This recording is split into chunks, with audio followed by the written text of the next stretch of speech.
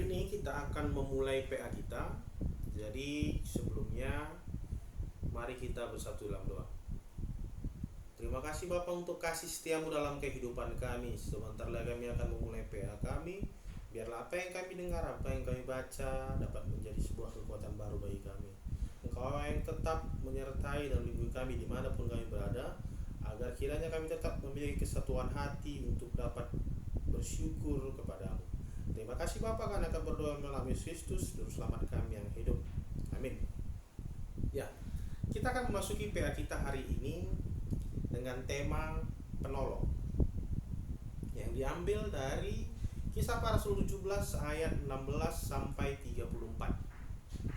Dan sebelum memasuki PA, kami akan memutarkan sebuah lagu yang akan menjadi inspirasi untuk kita bersama.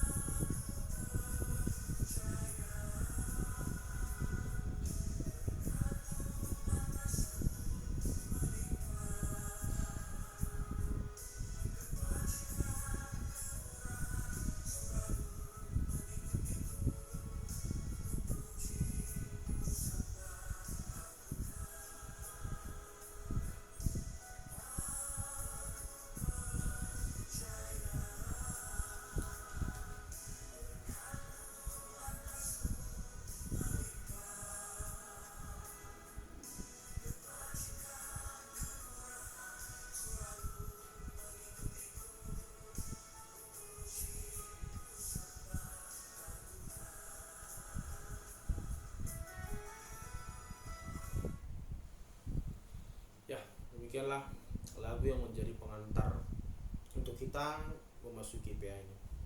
Dan selanjutnya kami akan membacakan ayat yang menjadi perenungan kita, menjadi nats yang akan kita baca bersama. Yang ambil dari Kisah Para Rasul 17 ayat 16 sampai 34. Paulus di Athena. Sementara Paulus menantikan mereka di Athena, sangat sedih hatinya karena ia melihat bahwa kota itu penuh dengan patung-patung berhala. Karena itu di rumah ibadat ia bertukar pikiran dengan orang-orang Yahudi dan orang-orang yang takut akan Allah, dan di pasar setiap hari dengan orang-orang yang dijumpainya di situ, dan juga beberapa ahli pikir dari golongan Epikorus dan Stoa bersoal jawab dengan dia, dan ada yang berkata, apakah yang hendak dikatakan si Plater ini? Tetapi yang lain berkata, rupa-rupanya ia adalah pemberita ajaran dewa-dewa asing, sebab ia memberitakan Injil tentang Yesus dan tentang kebangkitannya. Lalu mereka membawanya menghadap sidang Areopagus dan mengatakan, boleh kami tahu ajaran baru mana yang kau ajarkan ini? Sebab engkau memperdengarkan kepada kami perkara-perkara yang aneh. Karena itu kami ingin tahu apakah artinya semua itu.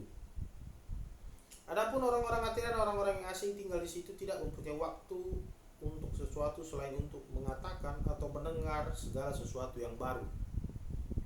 Paulus pergi berdiri di atas Areopagus dan berkata, hai orang-orang Athena, aku lihat bahwa dalam segala hal kamu sangat beribadah kepada dewa-dewa. Sebab ketika aku berjalan-jalan di kota dan melihat-lihat barang pujaanmu, aku menjumpai juga sebuah mesbah dengan tulisan, kepada Allah yang tidak dikenal. Apa yang kamu sembah tanpa mengenalnya? Itulah yang kuberitakan kepadamu. Allah yang telah menjadikan bumi dan segala isinya, Ia yang adalah Tuhan atas langit dan bumi, tidak diam dalam kuil-kuil buatan tangan manusia, dan juga tidak dilayani oleh tangan manusia, seolah-olah Ia kekurangan apa-apa, karena Dialah yang memberikan hidup dan nafas dan segala sesuatu kepada semua orang. Dari satu orang saja Ia telah menjadikan semua bangsa dan manusia untuk mendiami seluruh muka bumi, dan Ia telah menentukan musim-musim bagi mereka dan batas-batas kediaman mereka, supaya mereka mencari Dia dan mudah-mudahan menjamah dan menemukan Dia, walaupun Ia tidak jauh dari kita masing-masing. Sebab di dalam Dia kita hidup, kita bergerak, kita ada, seperti yang telah juga dikatakan oleh pujangga-pujanggamu. Sebab kita ini dari keturunan Allah juga. Karena kita berasal dari keturunan Allah, kita tidak boleh berpikir bahwa keadaan ilahi sama seperti emas, perak, atau batu, ciptaan kesenian dan keahlian manusia. Dengan tidak memandang lagi zaman kebodohan, maka sekarang Allah memberitakan kepada manusia bahwa di mana-mana semua mereka harus bertobat, karena Ia telah menetapkan suatu hari pada waktu mana Ia dengan adil akan menghakimi dunia oleh seorang yang telah ditentukannya. Sesudah Ia memberikan kepada semua orang suatu bukti tentang hal itu dengan membangkitkan Dia dari antara orang mati. Ketika mereka mendengar tentang kebangkitan orang mati, maka ada yang mengejek dan yang lain berkata, lain kali saja kamu mendengar engkau berbicara tentang hal itu. Lalu Paulus pergi meninggalkan mereka, tapi beberapa orang laki-laki menggabungkan diri dan dia menjadi percaya. Di antaranya juga Dionysius, anggota majelis Areopagus, dan seorang perempuan bernama Damaris, dan juga orang-orang lain bersama-sama dengan mereka. Ya. Jadi walaupun hari ini nats kita yang akan renungkan adalah nats yang lumayan panjang, tetapi ini memiliki makna-makna penting dalam kehidupan kita. Jadi tema kita hari ini adalah penolong. Bagaimana renungan hari ini ingin kembali mengajak kita permata untuk dapat merenungkan sebenarnya, sudahkah kita mengenal siapa Allah? Sudahkah kita mengenal bagaimana Allah menyatakan kasih-Nya dalam kehidupan kita? Di sini dikatakan Paulus pergi ke Athena. Jika kita baca konteks sebelumnya bahwa Paulus ini adalah yang dahulunya adalah seorang antikristus. Ketika Paulus belum mengenal Allah, sudah banyak orang-orang Kristen yang ia bunuh. Bahkan ia menjadi prajurit nomor 1 yang paling banyak membunuh orang-orang yang percaya kepada Kristus. Namun di tengah perjalanan kehidupannya, Allah memakai dia. Allah menegur dia, dan pada akhirnya Paulus menjadi seorang rasul yang sangat luar biasa. Kita bisa lihat bahwa di dalam Alkitab ada 13 kitab yang ditulis oleh Paulus. Dan jika kita pelajari dan juga kita tahu bahwa ada 66 kitab yang ada di dalam Alkitab yang sudah dirangkai menjadi suatu buku, dan Alkitab ini menjadi sebuah pedoman bagi orang-orang percaya. 13 kitab ditulis oleh Paulus membuktikan bahwa hampir 1/4 isi kitab ditulis oleh Paulus. Jadi di sini kita akan melihat kembali bagaimana sebenarnya Paulus dalam perjalanannya. Ketika Paulus ingin menyatakan bahwa Allah lah Sang Juru Selamat, penolong bagi manusia yang lebih hebat dari apapun yang ada di dunia. Kita melihat bahwa dimulai dari perjalanan Paulus. Di sini Paulus datang ke kota Athena. Athena adalah kota yang berada di Yunani. Dan kita juga bisa melihat bagaimana orang-orang Yunani dan juga orang Athena adalah orang-orang yang sangat pintar. Mereka selalu berusaha meneliti, melihat, mempelajari hal yang baru. Mereka selalu berfilsafat dengan menggunakan kepintaran mereka. Bahkan mereka menciptakan apa yang mereka sembah itu berdasarkan pemikiran mereka. Di sini dikatakan ketika Paulus datang ke Athena, dia melihat bahwa begitu banyak patung, Ada banyak patung yang terbuat dari emas, terbuat dari mutiara, perak, kuil-kuil. Dan yang menariknya adalah Paulus ya, ayat 22 ya, 22 sampai 23. Paulus berdiri di Areopagos dan berkata, "Hai orang-orang Athena, aku lihat bahwa dalam segala hal kamu sangat beribadah kepada dewa-dewa. Sebab ketika aku berjalan di kotamu, aku lihat barang-barang pujaanmu, dan aku menjumpai juga sebuah mezbah dengan tulisan, kepada Allah yang tidak dikenal. Apa yang kamu sembah tanpa mengenalnya?" Coba kita renungkan ya. Coba kita renungkan sebagai contoh kita sebagai orang muda permata. Bagaimana mungkin seorang laki-laki bisa mencintai seorang perempuan yang tidak pernah dia lihat?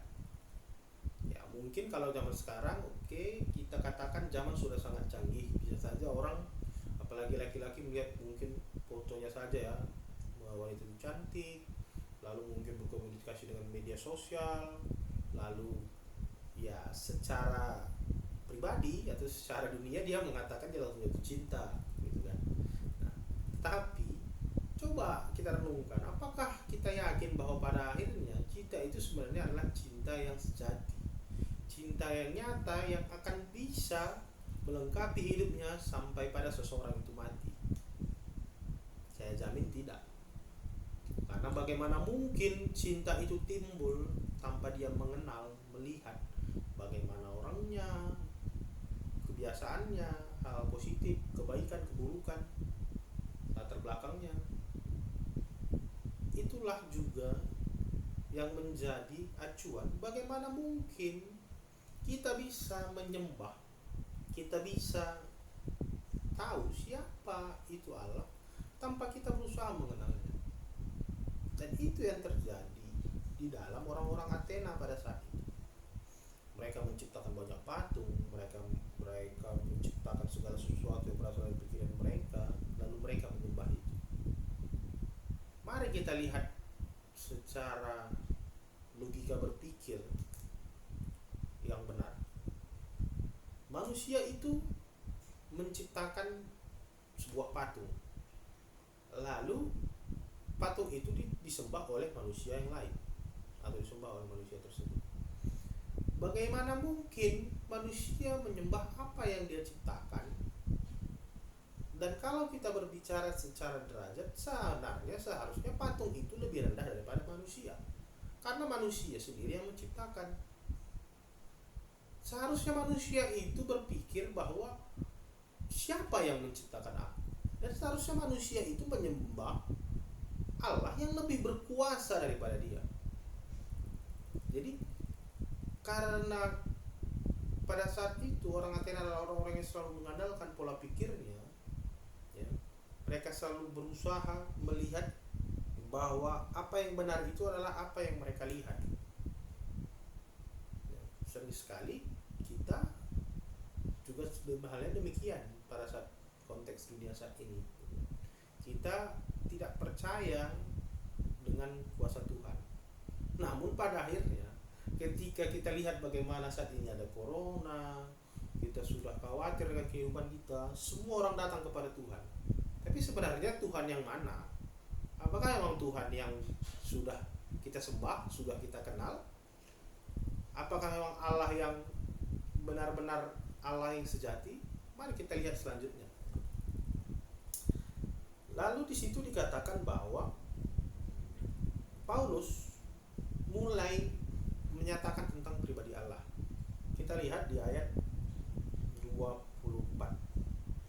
Allah yang telah menjadikan bumi dan segala isinya, Ia yang adalah Tuhan atas langit dan bumi, tidak diam dalam kuil-kuil buatan tangan manusia, dan juga tidak dilayani oleh tangan manusia seolah-olah Ia kekurangan apa-apa, karena Dia yang memberikan nafas dan segala sesuatu kepada semua orang. Permata yang dikasih Tuhan, mari kita pahami, Allah yang sejati adalah Allah yang menciptakan langit dan bumi dan segala isinya, dan Dia tidak terbatas oleh ruang dan waktu, dan tidak bisa dibatasi oleh pola pikir manusia. Secara dunia memang bisa kita bayangkan bahwa bumi ini luas, dunia ini luas. Bagaimana mungkin kita yang pada saat ini ber-PA, berada di rumah kita masing-masing, atau katakanlah di kota Medan, kita katakan Allah juga hadir di tempat ini. Tapi bagaimana mungkin juga hadir Allah mungkin di Amerika, di Inggris, atau tidak saja mungkin berada di Kalimantan, di Jakarta. Jadi itulah logika yang benar di dalam Tuhan, namun sebenarnya tidak bisa diterima akal manusia. Allah tidak terbatas. Jangan batasi Allah dengan seandainya kita hanya membuat sebuah patung. Oh, ketika kita datang tempat tersebut, maka Allah hadir di situ dan Allah tidak hadir di tempat lain. Apakah seperti itu? Sebagai orang beriman, kita harus yakini bahwa Allah hadir dimanapun dan kapanpun, dan dialah penolong yang akan selalu menolong kehidupan kita. Allah tidak terbatas, dan juga Allah tidak membutuhkan apapun yang dihasilkan oleh manusia. Kalau kita lihat dulu zaman dahulu, nenek moyang kita ataupun orang tua kita datang ke kuburan memberikan rokok, sesajen, buah-buahan. Allah yang benar dan sejati, Allah yang berkuasa atas langit dan bumi, tidak membutuhkan apapun dari tangan manusia. Yang dia butuhkan hanya kita datang kepadanya, beriman dan menyembah dia, dan menyatakan firman Tuhan bagi seluruh umat manusia. Sebenarnya apa yang diinginkan Allah kita ini sebenarnya adalah hal yang mudah, namun sangat sulit ketika kita tidak memahaminya dengan iman kita.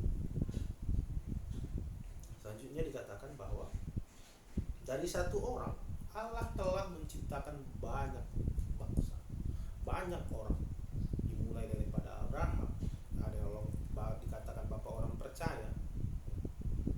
Keturunan Abraham adalah keturunan yang diberkati oleh Allah. Jadi sebenarnya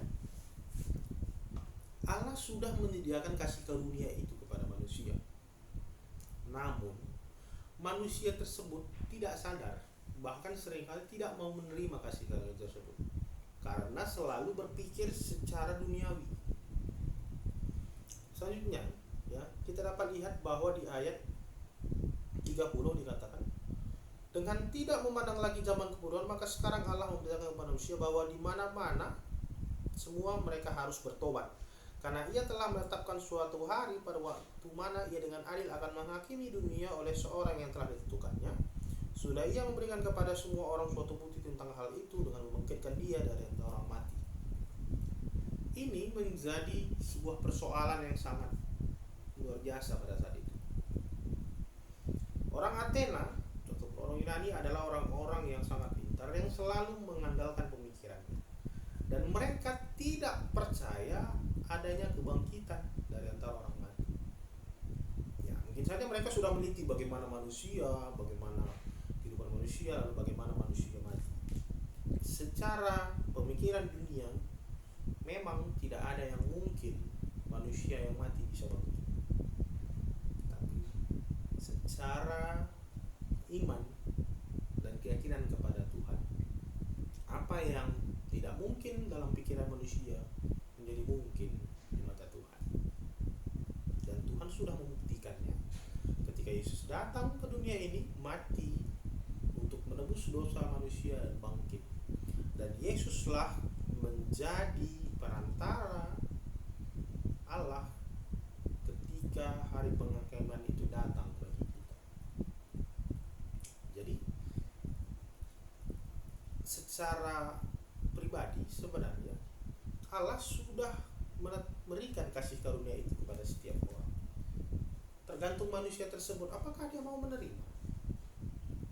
Sering sekali juga orang berkata, kalau Allah itu memang Maha Pengasih, Maha Pengampun, kenapa neraka harus ada? Kenapa harus tetap ada orang-orang yang berdosa? Yang aku rasakan dan aku pahami bahwa Tuhan itu tidak menciptakan robot.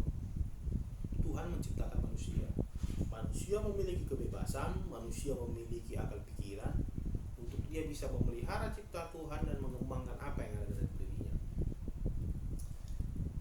Dan itulah yang seharusnya manusia sadari. Karena kalau seandainya Tuhan itu menciptakan robot, maka dia bisa bilang A, maka semua manusia ikut A. Ketika Allah bilang B, maka manusia akan ikut B. Maka semua manusia itu pastinya akan berada selalu di jalur yang benar, di jalur yang tepat, dan tidak akan ada yang melenceng. Tetapi Allah tidak menciptakan robot, Allah menciptakan manusia. Manusia memiliki akal, kehendak untuk bisa menentukan apa yang baik bagi dirinya, dan juga untuk memelihara seluruh ciptaan Tuhan yang lainnya. Namun manusia justru menggunakan akal pikirannya untuk menciptakan hal-hal yang dia lihat, hal-hal yang dia percaya hanya dengan sebatas mata ia memandang, tanpa lagi mempergunakan iman. Sebagai orang muda, sebagai permata yang saat ini kita selalu dituntut untuk bisa mengembangkan ilmu pengetahuan kita dituntut untuk berhasil, sukses, bahkan orang-orang banyak menggunakan cara apapun yang pada akhirnya justru menimbulkan kebodohan bagi dirinya, karena dia tidak percaya kepada Tuhan, dia tidak lagi mengandalkan Tuhan sebagai penolong. Banyak orang yang rajin belajar, pintar, dan menjadi kaya, semua itu tidak salah. Itu akan menjadi benar ketika memang dia mendapatkannya dengan hikmat yang berasal daripada Tuhan. Dan sekali lagi, hari ini melalui PA ini kami ingin menyampaikan kepada kita semua, mari kenali siapa Tuhan kita, mari kenali siapa Allah kita, karena dialah yang akan menjadi penolong bagi kita. Lihat bagaimana situasi saat ini, ketika semua orang sudah khawatir akan kehidupannya. Bahkan ternyata ketika kemarin saya membaca media sosial, masih ada juga orang yang datang ke dukun untuk meminta kesembuhan, untuk meminta keselamatan di tengah situasi saat ini. Apakah itu benar?